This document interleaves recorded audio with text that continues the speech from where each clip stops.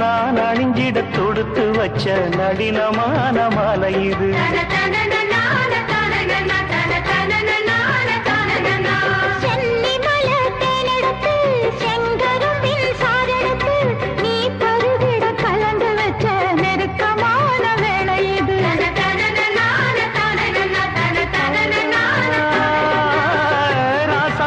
உடம்பிருக்கும் ரவிக்க துணி நானாக அன்னாடம் சூடிக்கொள்ள ஆசை வச்சாகாதா.